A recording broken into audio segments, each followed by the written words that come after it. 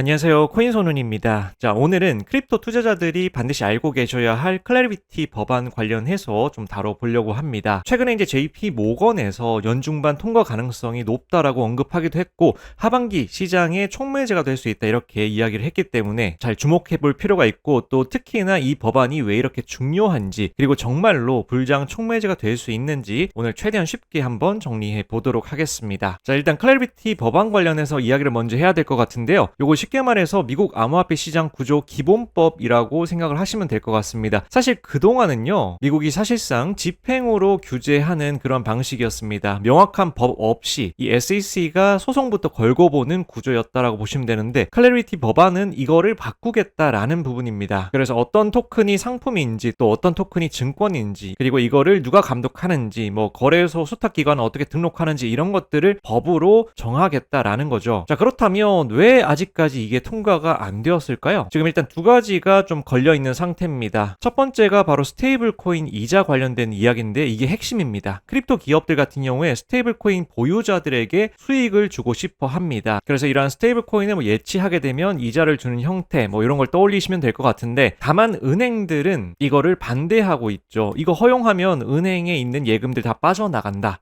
혹은 금융 안정성이 위험하다라는 어떤 명분을 내세워서 반대하고 있다라고 보시면 될 것 같습니다. 그래서 지금 현재는 이자를 허용하느냐 아니면 디지털 현금처럼 묶어두느냐, 그거에 대한 어떤 싸움이 치열하게 진행이 되고 있기 때문에 이 클래리티 법안이 통과되고 있지 못한 상태고, 또 두 번째 이슈도 있습니다. 이 두 번째 같은 경우에는요, 바로 디파이 개발자 책임 관련된 내용입니다. 코드만 만든 개발자도 금융 중개자로 규제할 것인가, 이 부분에 대한 논의가 진행이 되고 있고, 만약에 그렇게 된다면 미국 디파이 산업은 크게 위축될 것이다 라는 이야기가 언급이 되고 있습니다. 그래서 지금 워싱턴에서 계속해서 막판 조율 중이라고 하니까 이 부분 또 함께 체크해 주시면 좋을 것 같습니다. 자, 근데 JP 모건 최근에 이제 이 클래리티 법안 관련해서 긍정적인 포인트들을 좀 이야기했는데요. 어떤 내용이 있는지 간단하게 이제 이미지로 좀 보면서 설명을 좀 해드리도록 하겠습니다. 자, 일단은 여기서 JP 모건에서 말하고 있는 핵심은요, 올해 중반 이후에 이 클래리티 법안이 통과될 여지가 있다, 가능성이 높다. 그렇게 된다면 하반기에 이제 시장에 긍정적인 촉매제로 작용할 수 있다라고 이야기하고 있습니다. 자, 그래서 이제 통과될 경우에 8가지 구조적인 변화가 생긴다고 이야기할 수 있는데, 이제 하나하나씩 우리가 살펴보도록 하겠습니다. 자, 일단 첫 번째입니다. 토큰 분류 명확화. 이게 무엇이냐?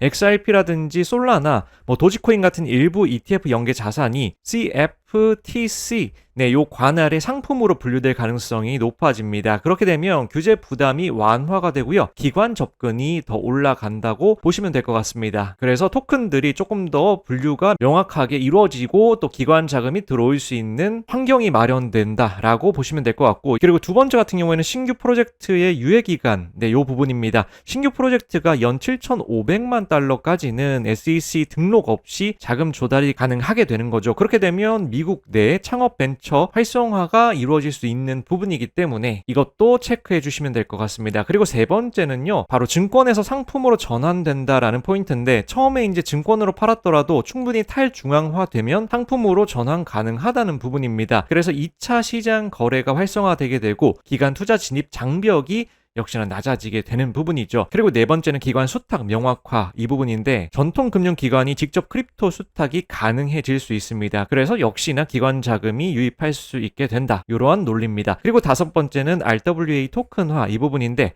전통 증권과 실물 자산을 블록체인 위에 올리는 구조가 명확해지는 것이죠. 그래서 이제 토큰화 시장의 본격 확대가 이루어질 가능성이 높다, 이렇게 본 것입니다. 자, 그리고 이제 여섯 번째, 개발자 보호입니다. 비수탁 개발자는 브로커 보고 의무가 면제됩니다. 그래서 오픈소스 혁신이 유지될 수 있는 것이죠. 자, 그리고 이제 일곱 번째는 과세 명확합니다. 일상 결제라든지 스테이킹 과세 기준이 정확히 정리가 되면서 실사용 확장 가능성 커지게 됩니다. 여덟 번째는 예치금 확대인데, 스테이블 코인이 투자 상품이 아니라 디지털 현금으로 제정이 될 경우에는 기관은 수익형 스테이블 대신에 토큰화 예치금으로 이동할 가능성이 존재합니다. 그래서 이렇게 총 8가지 포인트를 잘 확인해 주시면 좋을 것 같고요. 자, 그럼 진짜 불장이 오는 것인가? 요렇게 이제 여러분들 기대를 하실 수 있습니다. 여기서는 이제 냉정해져야 됩니다. 해당 법안은요, 단기 펌핑 트리거라기보다는 구조적인 어떤 기반 정비에 가깝다라고 보시면 될 것 같습니다. 하지만 중요한 거는 지금 시장이 규제 불확실성 때문에 이제 눌려져 있는 상황인데, 이게 이제 제거가 되면 기관 진입 심리 자체가 달라질 수 있는 거죠. 그렇기 때문에 JP 모건 같은 경우에도 하반기에 어느 정도 긍정적인 촉매로 역할을 할 수 있다라고 이야기를